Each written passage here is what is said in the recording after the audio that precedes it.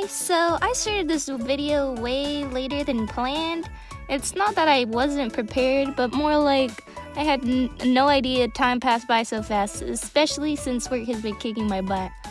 Anyways, for this video, I'm going to be turning cookies into humans, but not just regular humans. I want to design them as if they were real human beings living in our timeline. Like, for example, if a certain cookie existed IRL, maybe they would be a painter? Maybe they would be a gas station worker?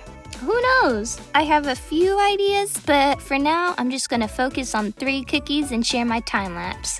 First, I wanted to start with some fairly popular cookies for my first video like this, so obviously it's gonna be Shadow Milk. So this was a lot harder than I thought. Okay, so he is an extremely arrogant jester who corrupts other cookies with a deluge of poisonous ideas. What kind of person would he be in real life? So I thought maybe some kind of corrupt politician or some kind of cult leader? A corrupt politician would make sense considering how easy he can twist people's thoughts, and a cult leader, well, you know. So I started off just by sketching some ideas for his design, like maybe a scarf to symbolize his frilly jester collar, or maybe a long overcoat that drapes down and kind of resembles his tailcoat, and of course his dainty little heels, because we all know he'd wear them no matter what. But then I thought, well, why is he such a corrupt leader of some kind? On the fandom wiki, it says how he saw cookies often shied away from the bitter truths and chose to believe in the sweet deceits instead. Now he's a cruel and manipulative soul. Yeah. This was a tough one, but I finally managed to pick one. I asked my friends. And so he is now a cult leader, especially since one of his powers is literally a summoning circle. So now that we have that out of the way, so how does he trap cookies, humans, into his cult? Maybe he helps them at their lowest point and fills their head with delusional lies? I don't know, that's a lot of thinking, so let's just get this over with. And it was now time to figure out the colors for this guy, so I thought about it beforehand, and I think because he's so openly expressive and full of himself, he wouldn't dislike having bold and bright colors to make him stand out compared to others. So I just decided to maybe have the same kind of hair he usually has, but make it dyed or something, I don't know. I tried to give him little cuff buttons that look like his soul gem for a nice little touch, and I wasn't sure if I should add eyes in his design, to his hair, but I had an idea that maybe it could be the cult symbol, so I added it as a little patch to his overcoat. And maybe he dyed the eyes into his hair? I wasn't sure if I should keep that, so I decided to test it out with color after I was done sketching. And yeah, I wasn't sure if I liked it or not, but my friend kept saying it did, so I decided to just roll with it. Now that I was finished, I got some feedback from my friends just to make sure I didn't miss anything. On to the final piece, I wanted to give him a really arrogant showmanship pose. Arms out and presenting almost as if he's showing how powerful his cult really is. Looking down at those deemed beneath him, I wanted his clothing to really capture the dynamic pose I was trying to go for, like his scarf swaying out dramatically, and the same with his tailcoat. Now that the sketch was done, it was now time to do line art, and as I was asking for ideas from my friends, one of them had the idea that Shadow Milk was a frequent internet conspiracist. He'd constantly tried convincing people that we're all living in some sort of simulation just for the fun of it. I really liked that idea, and since I had the cult leader idea already planned, I wasn't sure if I could incorporate that idea anymore into the final piece. So just pretend that's what he does in his free time, or maybe those are some of the things he deludes into his followers. Lies just for the fun of it. Also, while I was coloring, I just decided to give him some gloves since it sort of made sense to me. Plus, I remembered both of his sleeves were 2 different colors, so I tried my best to incorporate that. I then began to shade the shadows and then gave him some teal hair highlights as a cute little detail. And then, as soon as I knew it, BAM! Then it was done. So, yeah. I'm not sure if this is really cult leader-ish or realistic, but hey, that's okay. It's just my own little thing. And hey, I'm proud of it, so that's all that matters. Look at this silly little guy. I just want to squeeze him. Now on to the next one. So for Eternal Sugar, I asked my friends for ideas because the only idea I really had was that she was some kind of cult leader too. But I wanted to do something else for her. So one of them suggested making her some kind of therapist, one that gives really bad advice on purpose, the kind that really manipulates you into keep coming back to her. So I started sketching out some ideas, and low-key, yeah, she'd probably be fired for wearing something like this, but hey, maybe it's a part of her character. I decided to change up the hair a bit to give her more natural curls and a cowlick that resembled a halo. My friends kept suggesting to make her a Nepo baby just because they thought she would be one, which might be one of the reasons she doesn't truly acknowledge her client's suffering. So I guess that's one of the reasons why she's able to get away with wearing things like that. I don't know. It took a lot of thinking on how exactly Eternal Sugar manipulates her clients, but what my friend suggested is that by giving them bad advice, such as if, say, their boyfriend is cheating on them, she instructs her client to forgive them, which ends out badly and leads her gullible clients back to her. Looking for more answers from Eternal Sugar, she encourages them that their pain is only a mere rain cloud, not truly existing, and proceeds to comfort them.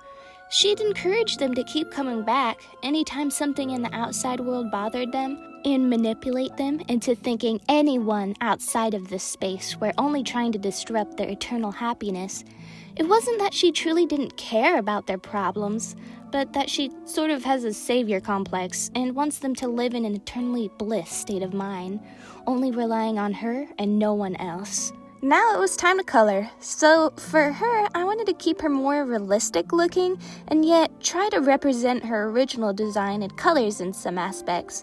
I gave her a pink striped blouse / button-up, heels, pearl earrings to go along with a pearl necklace, pearls representing the soul's journey towards perfection and enlightenment.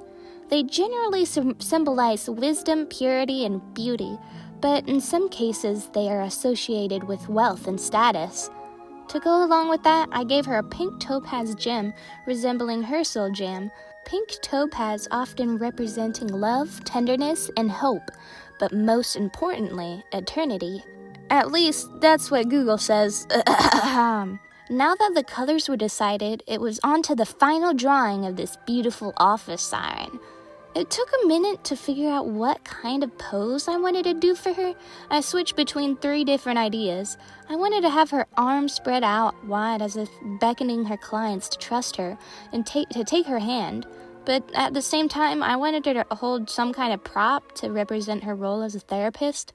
I ended up using a pose of a mix of both ideas, one arm holding a clipboard and the other reaching her hand out to her clients. Going to be real, I was inspired by Monika's pose from Doki Doki Literature Club. Monika is best girl, by the way. As I was doing the line art, I gave her some long painted nails just because I felt like it suited her. Also, I changed her hair a bit more to keep her character, yet trying my best to make it look natural. For the hair shine, I used a bright pink and drew little hearts as a small detail, and I think it looks adorable. Now she is all finished. I wasn't super happy with how the pose turned out, or at least how I drew it, but that's okay. She's such a beautiful lady. Feel free to let me know what you all think of her in the comments. On to the last character. Now finally, it's time for a pure vanilla cookie. Now, I'm gonna be completely honest. I'm gonna be self-indulgent on this one. I think he would be an amazing child caretaker and take them on little field trips, bake little snacks for them, and give them all his guidance. The children would love him almost as if he was their guardian. Pure vanilla, would you be our new dad? But he would smile and wave no. Your parents love you very much, and I want you to protect them for me. Which the children obliged with small giggles. For him, I want to give him a cute casual outfit. Maybe an apron so he doesn't make a mess of his clean clothes while baking. I tied his hair up in a cute side braid, and oh my god, I cannot kid you enough, but I fully believe in my heart that this man would be such a good mother. He would treat those kids as if they were his own, and I stand by that. Since we have both Shadow Milk and Pure Vanilla's characters decided, I doodled them interacting a bit because obviously they are in love. Such 2 different people in 2 different lives, they're drawn to each other like a moth and a flame. Pure Vanilla is frequently asked who the man who comes to visit him so often is. To which he responds, "Just a friend," with a smile. Oh my god, they literally make me sick. Anyways, time to get coloring this bad boy. So I wanted to somewhat stick to his regular color scheme and tested out a few different color options. I just decided to stick with this darker orange long sleeve shirt and a light yellow apron with some cone patterns on it. I forgot to mention I gave him a little Soul Jam hairpin since I incorporated the Beast Soul Jams with the other two as well. As I finished the colors, it was time for the final drawing. I wanted to do a nice warm pose that captured his caring nature, holding a tray of cookies meant for the children that he baked himself. I also added some oven mitts just because I don't want his hands to get burnt. Then I added a small blue bow to tie his hair into a braid. I realized I probably should have given him a long black turtleneck somehow, but oh well, maybe I'll draw him again some other time in the future. And then now he's done! Now I was going to draw a picture of Pure Vanilla and Shadow Milk interacting, but I'm low-key tired as hell, and I'm ready to just post this video. I love his braided hair dripping down his shoulder. He looks so motherly. I wasn't super happy with the colors on this one, but it's not so bad. I suppose now that this video is over, I hope this was a fun watch. This was my first time doing a video like this, so let me know if any of you would like to see more.